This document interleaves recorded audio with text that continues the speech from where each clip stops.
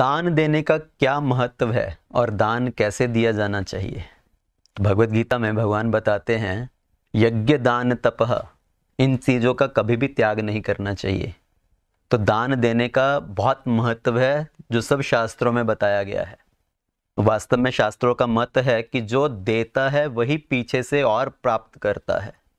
जैसे एक कुआं है तो कुएं के अंदर से जल निकाला जाता है, हम ऊपर से बाल्टी फेंकते हैं और कुएं में से जल भरते हैं और पीछे से कुएं के अंदर से और जल आता रहता है। पर अगर कोई कुएं में से जल निकालना बंद कर दे तो धीरे धीरे वो कुआं सूख जाएगा। और उसी तरह से संसार में वंदनीय वही है जो दूसरों के कल्याण के लिए अपनी धन संपत्ति का प्रयोग करता है। हम देखते हैं कि नदियाँ सब वंदनीय मानी जाती हैं। गंगा जी की आरती होती है, वंदना होती है, यमुना जी की आरती और वंदना होती है। तो सब नदियाँ वंदनीय हैं, पर समुद्र की कोई वंदना नहीं करता, कोई पूजा नहीं करता। उसका कारण क्या है? क्योंकि नदियाँ अपना जल सबके कल्याण के लिए प्रदान करती हैं। नदियों का जल खेतों की सिंचाई करने के काम आता है, पीने के काम आता है, स्नान करने के काम आता है, खाना बनाने के काम आता है। तो इसलिए नदियाँ सब वंदनीय हैं। पर समुद्र, आज तक आपने देखा है कभी कोई समुद्र की आरती कर रहा हो, जय प्रशांत महासागर, जय हिंद महासागर? कोई समुद्र की आरती नहीं करता, क्योंकि समुद्र क्या करता है? सिर्फ अपने अंदर जल एकत्रित कर रहा है और उसका जल किसी के लिए उपयोगी नहीं है। समुद्र का जल ना तो सिंचाई करने के काम आ सकता है। समुद्र में अगर कोई स्नान भी करता है तो उसको वापस जाकर फिर से स्नान करना पड़ेगा, नहीं तो पूरा दिन शरीर चिपचिप करता रहेगा। और उसी तरह से समुद्र का जल ना ही खाना बनाने के लिए ज़्यादा उपयोगी है। समुद्र के जल में आप चावल पकाने की कोशिश करिए, कभी चावल नहीं पकेगा। तो वंदनीय वही है जो दूसरों को अपना सब कुछ प्रदान करता है दूसरों के कल्याण के लिए। और इस संसार में जो व्यक्ति अपनी धन संपत्ति को सदुपयोग कर रहा है, उसको भगवान की सेवा में लगा रहा है, दूसरों के कल्याण में लगा रहा है, वही वास्तव में अपनी धन संपत्ति का मालिक है। अगर कोई व्यक्ति अपनी धन संपत्ति को सिर्फ निगरानी कर रहा है, उसको संभाल कर रख रहा है, तो वो उसका मालिक नहीं बल्कि सिर्फ चौकीदार है। जैसे एक चौकीदार घर के बाहर खड़ा होकर उसकी निगरानी करता है, तो उस घर का मालिक नहीं है। उसी तरह से अगर कोई व्यक्ति सिर्फ अपनी धन संपत्ति को बड़ा संभाल कर रख रहा है, कभी उसका कुछ सदुपयोग नहीं कर रहा, तो उसका मालिक नहीं, सिर्फ चौकीदार है। और अगर किसी ने बहुत धन संपत्ति एकत्रित किया है और उसका सही इस्तेमाल नहीं किया जा रहा, तो कहीं ना कहीं से वो धन संपत्ति छिन ही जाएगा। बहुत सारे लोग होते हैं, उनको बड़ी बड़ी भयंकर बीमारी लगती है, तो एक एक बार में 10-10 लाख रुपया, 20 लाख रुपया ऐसे निकल जाता है। तो कहीं ना कहीं तो वो जो धन संपत्ति है वो चली ही जाएगी। और जितनी धन संपत्ति हमारे पास पड़ी हुई है, उसके साथ जितनी हमारी आसक्ति है, मृत्यु के समय पर व्यक्ति को उतना ही अधिक कष्ट होगा अपना शरीर छोड़ने में। और भगवत गीता में भगवान बताते हैं कि दान किस प्रकार से दिया जाना चाहिए। दान भी सतोगुण में, रजोगुण में और तमोगुण में होता है।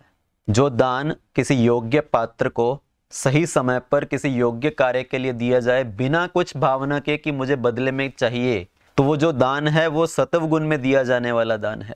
पर अगर कोई व्यक्ति दान इस भावना से दे रहा है कि आज मैं इतना दान दे रहा हूं और मुझे बदले में इतना चाहिए, आज मैं 10 रुपए का दान दे रहा हूं, मुझे बदले में 10 लाख रुपया चाहिए, मैं आज 10,000 का दान दे रहा हूं, मुझे इसके बदले में बहुत मान प्रतिष्ठा चाहिए, तो वो जो दान है वो रजोगुण में दिया जाने वाला दान है।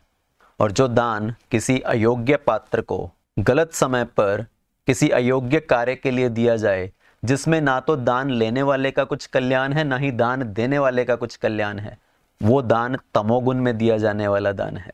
तो सबसे उत्तम दान क्या है? जो भगवान की सेवा में अपनी धन संपत्ति को लगाया जाए, अपने शारीरिक बल को, अपने समय को भगवान की सेवा में लगाया जाए, वो सबसे उत्तम दान है। दशरथ महाराज के घर पे जब भगवान राम का जन्म हुआ, तो दशरथ महाराज ने बहुत सारा दान दिया। तो रामायण में वर्णन आता है कि दशरथ महाराज ने कैसा दान दिया? सर्वस्व दान दीन सब काहू। दशरथ महाराज ने सर्वस्व का दान दिया। सर्व मतलब अपनी सब संपत्ति का दान दिया, और स्व अपने आप को उन्होंने भगवान की सेवा में लगा दिया। जैसे हम एक प्रार्थना गाते हैं, तन मन धन सब तेरा, तेरा तुझको अर्पण क्या लागे मेरा। तो बहुत सारे लोग ये प्रार्थना गाते हैं, पर कितना उसके ऊपर अमल करते हैं? हमारे अपने धन संपत्ति के प्रति इतनी आसक्ति है, जब दान देने का समय आता है तो बोलते मैं कैसे दे सकता हूँ, मेरे पास तो कुछ है ही नहीं। तो वास्तव में जो दान है वो भगवान की सेवा में जो दान लगाया जाए, तो धन संपत्ति लगाई जाए, ना ही सिर्फ धन संपत्ति बल्कि अपना समय, अपना शारीरिक बल, अपनी बुद्धि, अपनी ऊर्जा को भगवान की सेवा में लगाना। जब वामन देव बलि महाराज के पास आए, उनसे 3 पग भूमि मांगी, तो बलि महाराज ने जब 3 पग भूमि का दान दिया, वामन देव ने 2 पग में पूरे ब्रह्मांड को नाप दिया और बलि महाराज को पूछा, बताओ तीसरा पग कहां रखूं? तो बलि ने अपने आप को भगवान को समर्पित कर दिया कि आप अपना तीसरा पग मेरे सर के ऊपर रखिए। तो वामन देव ने बलि महाराज के सर पे पग रखा और उनका ये समर्पण भाव देखकर वामन देव को बहुत प्रसन्नता हुई। तो जब कोई व्यक्ति पूरी तरह से अपने आप को भगवान को समर्पण कर देता है, सर्वस्व का दान, अपनी संपत्ति को भगवान की सेवा में लगाना, अपना समय, अपना बल, अपनी बुद्धि, सब चीजों को भगवान की सेवा में लगाता है, तो वो भगवान उसके ऊपर बहुत प्रसन्न होते हैं और अपनी पूरी कृपा दृष्टि उसके ऊपर बरसाते हैं। तो हमें समझना चाहिए कि उत्तम दान क्या है। भगवान की शिक्षाओं को समझते हुए उस प्रकार से अपनी धन संपत्ति को भगवान की सेवा में लगाएं। हरे कृष्णा।